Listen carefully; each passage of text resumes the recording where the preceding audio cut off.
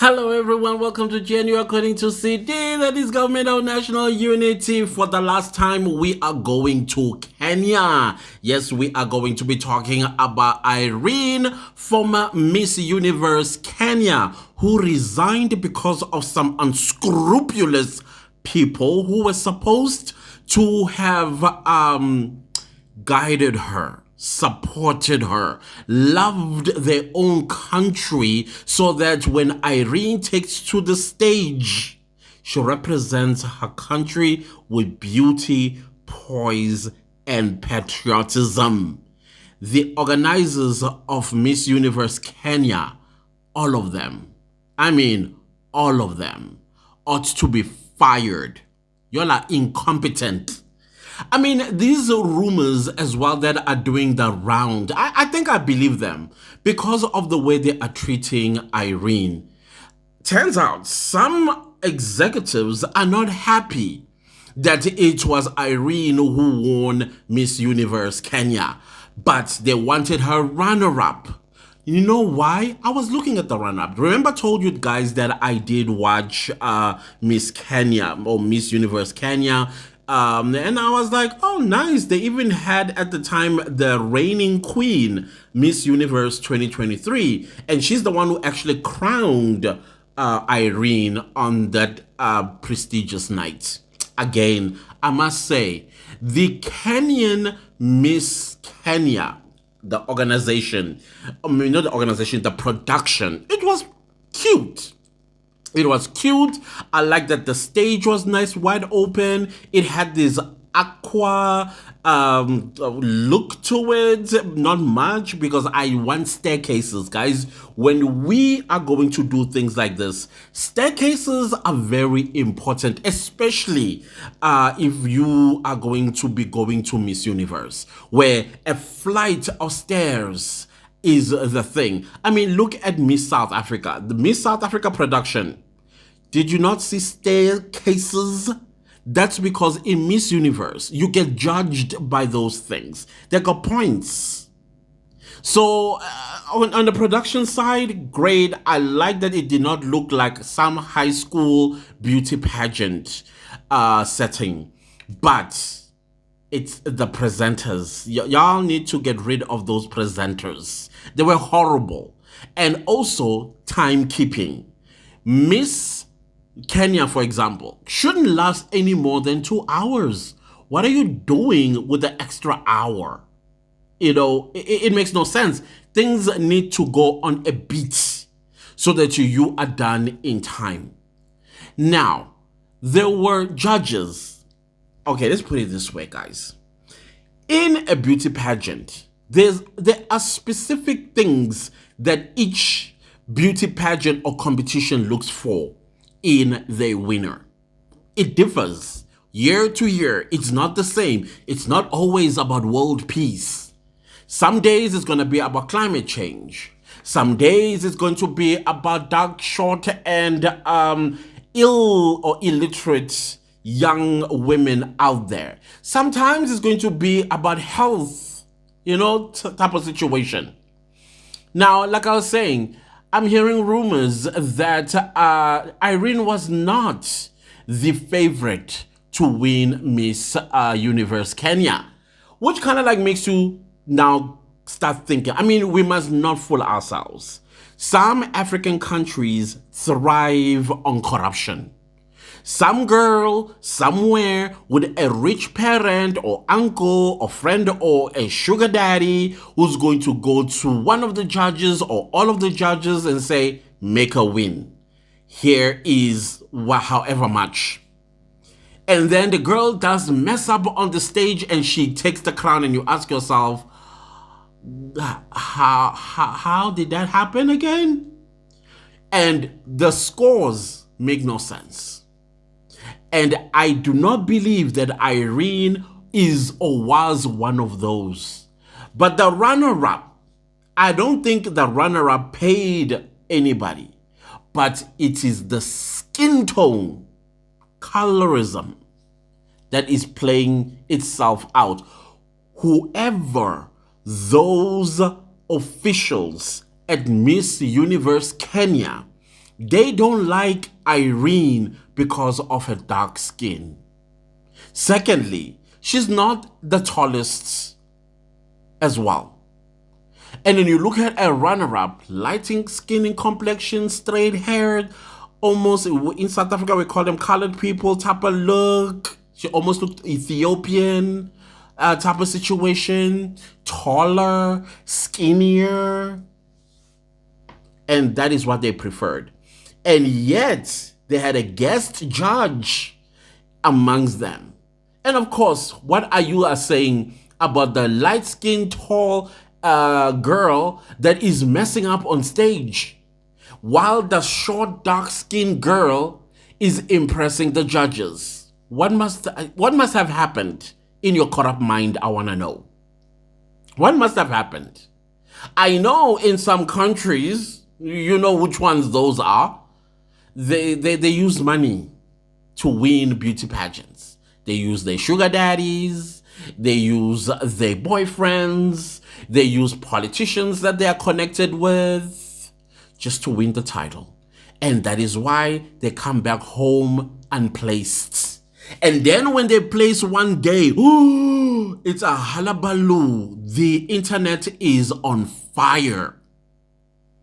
And do not think once, how come only this year, when we've been sending girls for decades to these competitions and they come back unplaced?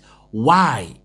No, let's ignore the elephant in the room. And you guys already know how I feel about countries that do not hold the competition itself. But instead, what do? They go and appoint somebody who's going to represent a country they don't even live in. I have no respect for such appointees, because you are not there on merits. You are there because somebody that likes you, somebody that is impressed that you live in the United States or in Canada or in the UK, and they think, yeah, that's the best representative for our girls.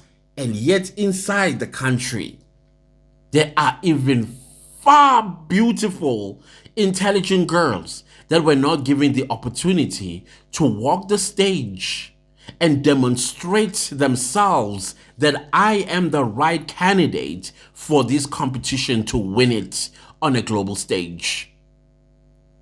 Now look at these clothes that Miss Kenya was supposed to wear according to Miss Universe Kenya organizers. Look at this mess. Look at this mess and tell me, were you going to put yourself in those rags? Were you? No, be honest. Once again, it boils down to that designer. Who does she know? Could be a nephew, could be a niece, could be a relative of somebody big in Miss Universe Kenya. And that money or the tender needed to go there in the family. That is horrible. Whoever designed these things, horrendous. You're not even going to wear it in a wedding. We are talking about Miss Universe here. Have you seen the dresses of the girls that are coming from other parts of the world when they would meet the world every single morning for breakfast, every single afternoon for lunch, every single evening for dinner? Have you seen the dresses that they wear? And then you want to put Miss Universe Kenya in these things, and then you think she's going to stand out. Do you see what I'm saying here? There's a huge problem in Miss Universe Kenya. But I don't think it's just Miss Universe Kenya. I mean, I think most African countries, of course with the exception of the SADC countries, because SADC countries are beauty pageant sash factored countries. Namibia, Botswana, Zimbabwe, South Africa, Angola. We are sash factored countries. It's just that South Africa is a powerhouse. Look at those girls. Go study. Go for a fact-finding mission. There is nothing wrong. Miss Universe Kenya, Miss Universe Congo, Miss Universe Green, White, and Green, Miss Universe whatever else on the African continent, to descend to South Africa and approach Miss South Africa organization and learn how they do this.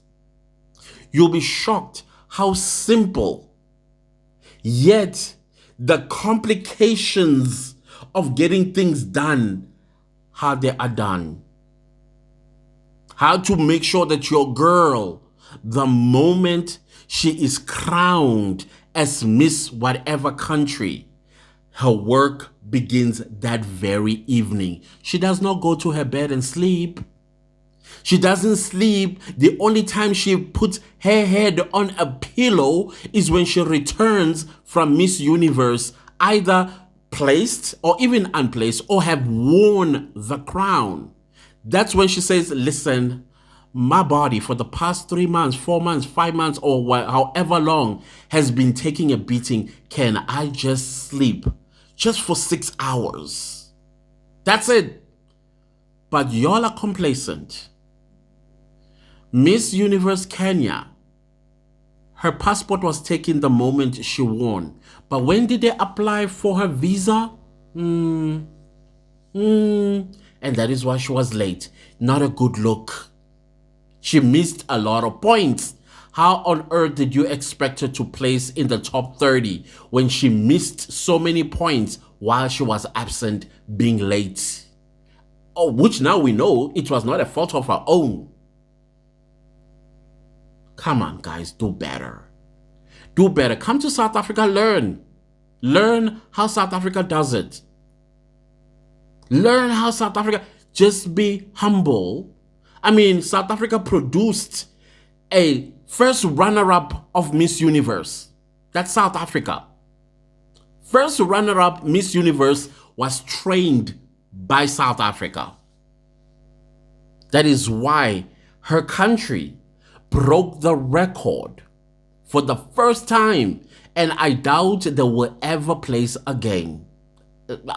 Those girls are clumsy on the stage, very clumsy. Unless she takes over Miss Universe Green, White, and Green and then teach them what she learned from South Africa. But you must also understand, South African beauty pageant, it evolves. It's not the same with each girl that wins. It's different.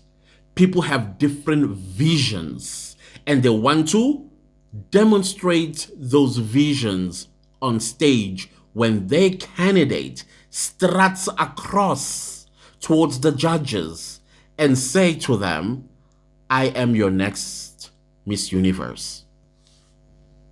You need to learn, guys. Get them fired and get people who understand beauty pageantry. Everything about beauty pageantry, including creative directors. Whatever you guys have there, blind as a bat. How do you put Irene in such awful looking outfits? I would have refused them too. I would have gone to my friends as well and say, guys, every number you have in your closet, I'm taking it with me to Mexico. She's done nothing wrong there. All that she did was to save the reputation of her country so that Kenya does not become the laughing stock of the world as the worst dressed. I think she did stand out twice, if not once. And that was great. With the little that she had, I could see her efforts. And she did very well. You may not have placed, but you put Kenya in a very good light. Now, let's see the next queen. What have you guys learned? Whether she's dark-skinned or light-skinned, tall or short, who gives up? What you should give a is how you are equipping her for victory. That's it. And finally, my point is, you know how other countries or continents, let me put it that way, they have beauty pageantry commentators. These guys make or break. They make or break your country's candidates. The moment they start writing things or saying things in their commentary, take that as constructive criticism and rework your candidate. Do not hide your candidate. Let us see your candidate executing her advocacies. Let us follow her. Let us report on her. Let us see evolve and growing. You don't hide her. And you need to have voices that will push you.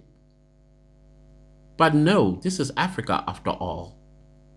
We get shoved with something, and when that something does not do well, it's his fault. This mentality needs to change. South Africa, we are a sash factor country, and we are not going to go around making noise about something that we are. We are winners. We always win. We are not going to be out there screaming on top of our lungs and telling the world we are winners. I mean, look at our record in 2024, all those victories that we've been having. I mean, it gets tiring sometimes. No, we want more. We want more victories. But imagine every single time we have to go to social media and make a noise about something that we already are, winners. Like, seriously? Come to South Africa, learn. If you're not going to come to South Africa, then hire external forces to come and assist you. I made this offer earlier. Come consult with me. Trust me, we'll turn things around. You'll see. You will definitely see. Other than that, guys, I thought let me show you what they were going to put Irene in. And tell me, were you ever going to stoop to that level of whatever this is? It's like a monster vomited on it. There's no way that Irene, with her gorgeous body, she would have worn that. I'm sorry, whoever the designer is, you need to improve. This is fashion school 101 design that you are showing, that you wanted Irene to be in. I'm glad Irene resigned.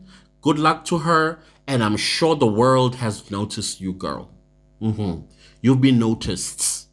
And take that and run with it. Make yourself the biggest name that you can out of all this saga that has transpired. Somebody saw it with power, and they're going to come and offer you things. You win at the end of the day. They lose. Anyways, guys, don't leave this video without liking, sharing, commenting, and subscribing. Please have yourselves a wonderful day. Just so before you start wondering, when are we going to get to How to Make Money series? Yeah, the first episode is going to be on Sunday late evening. So right now I'm still gathering more information, checking if anything has been updated, and I need to keep up with those updates so that when I bring it to you, it is accurate information. For now, we'll be talking about all the shenanigans that have been happening in Miss Universe 2024. And I'm now beginning to think this was cursed. And thank goodness, whatever spirit that was that said to Mia LaRue, girl, I'm going to make you have extreme case of vertigo. Withdraw from this thing and go home and save South Africa's reputation from all this mess. And that's exactly, we dodged a bullet here. In fact, South Africa has dodged a couple of bullets with this Miss Universe 2024 type of situation. And I'm so glad. I'm very, very glad and happy for Mia LaRue. Well done to you, our beautiful queen. Guys, enjoy your day. Goodbye.